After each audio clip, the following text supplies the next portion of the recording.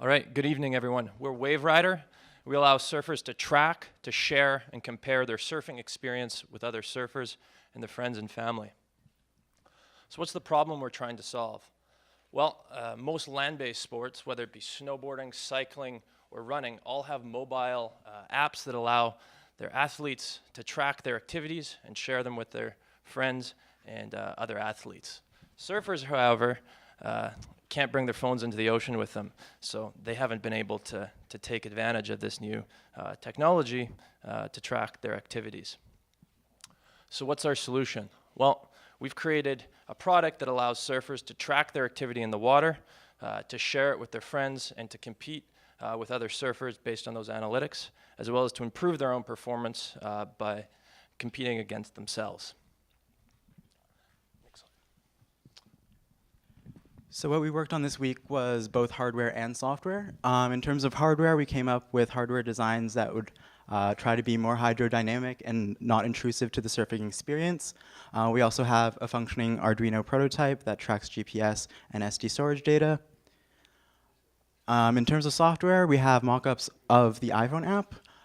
We really wanted to focus on the user experience before, during, and after the surf session. So initially you would get a screen of popular surf spots that you like, ones that are around you, and forecasting data about that, so you can quickly choose which place to go and connect with your friends to go there. And then on top of that, each surf spot would have a leaderboard to allow you to join the competitive community, see how you're doing against other surfers. And then obviously there's the profile page showing important statistics to your own personal surfing session. You would have things like longest wave, highest wave, things that surfers would like to know. We also have a design for the front web application, so you can also view your data on the computer.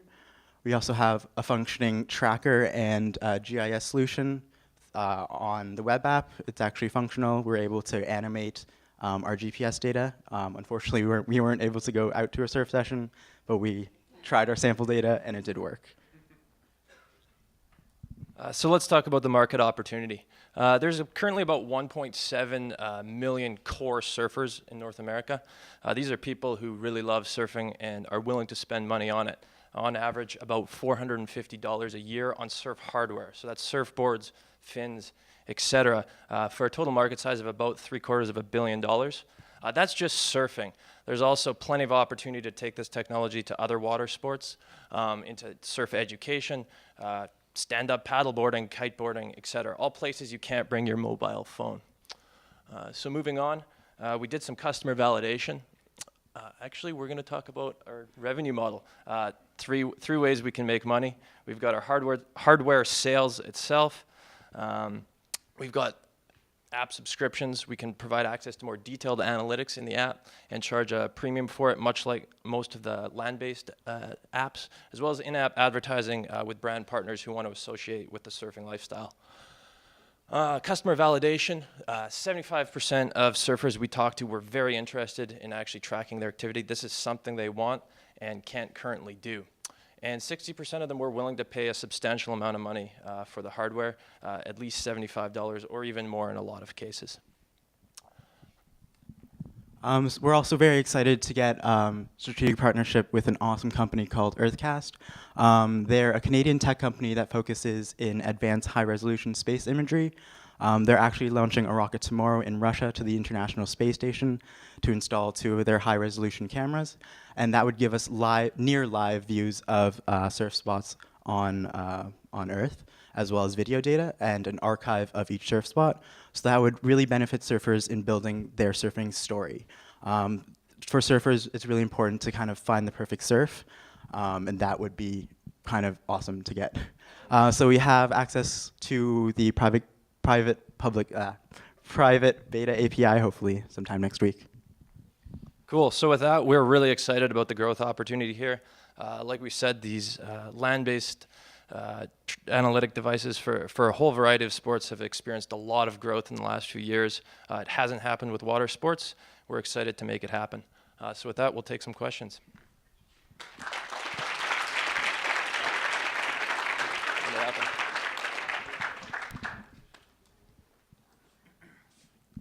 So first, a comment. I like to see the aspect that you've taken in the aspect of social competition gamification, because all of the sort of activity tracking systems that incorporate that are the most popular ones. What it wasn't clear about, what are you actually, what information are you tracking? What sensors are you tracking? And what do you think is defensible about what you're doing that it couldn't just be replicated by someone else? So as of right now, this weekend, for our MVP product, we just have GPS and SD storage. The GPS would just give you a basic session view of how you've done and where have you gone.